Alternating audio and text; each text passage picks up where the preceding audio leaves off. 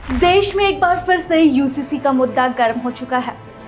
माना जा रहा है कि मानसून सत्र में बीजेपी यूसीसी यानी कि यूनिफॉर्म सिविल कोड बिल ला सकती है, जो तुष्टीकरण करके अपने स्वार्थ के लिए छोटे छोटे कुनबे दूसरों के खिलाफ खड़े कर देते हैं और दूसरी तरफ हम भाजपा के लोग हैं, हमारे संस्कार अलग है, हमारे संकल्प बड़े हैं और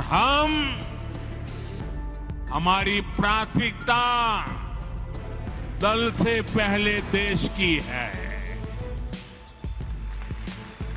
आपको बता दें कि समान नागरिक संहिता को लेकर प्रधानमंत्री नरेंद्र मोदी के बयान के बाद देश भर में इस मुद्दे को लेकर बहस छिड़ गई है।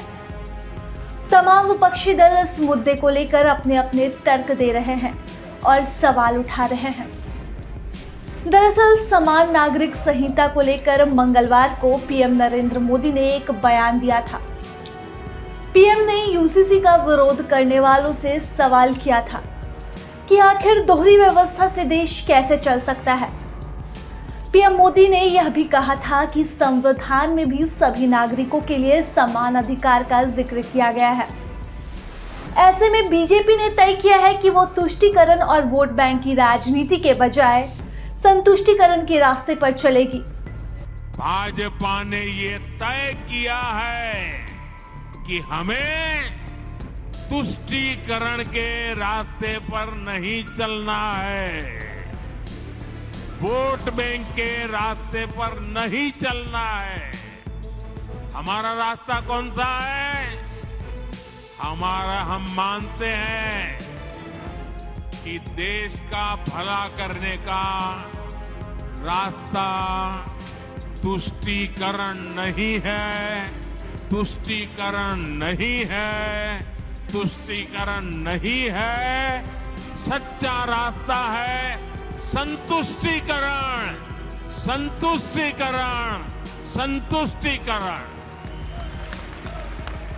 पीएम मोदी के इस बयान के बाद विपक्षी दलों में हलचल मच गई है और यूसीसी का मुद्दा एक बार फिर से गर्म हो उठा है। हालांकि अभी तक यूसीसी को लेकर कोई भी मसौदा पेश नहीं किया गया है।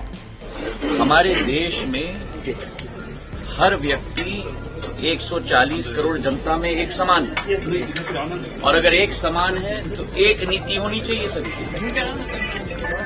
और ये तो संकल्प भारतीय जनता पार्टी की रही है और ये संकल्प संविधान में भी है।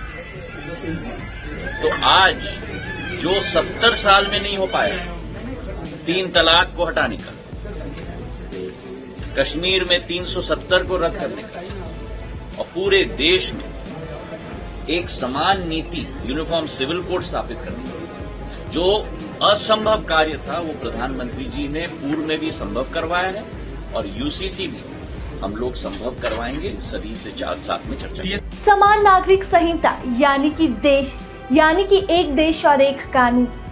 जिस देश में भी समान नागरिक संहिता लागू होती है उस देश में विवाह, तलाक, बच्चा गोद लेना, संपत्ति के बंटवारे को लेकर अन्य सभी विषय को लेकर जो भी कानून बनाए गए हैं वो सभी धर्मों के नागरिक के लिए समान रूप से मान्य होते हैं।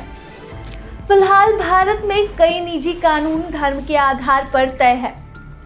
ऐसे में अगर समान नागरिक संहिता को भविष्य में लागू किया जाता है तो देश में सभी धर्मों के लिए वही कानून लागू होगा जिसे भारतीय संसद द्वारा तय किया जाएगा।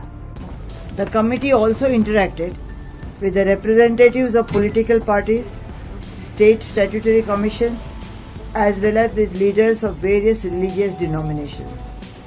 The Honorable Chairperson of the Law Commission of India had requested for an interaction with the members of the expert committee.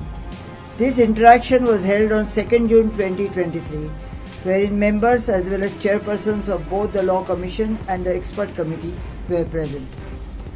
The committee has painstakingly taken into account all shades of opinions and looked into the various statutes and uncodified laws, including the statutory framework in select countries. Besides, the committee has tried to understand the finer nuances of the various customary practices that prevail in different parts of the state.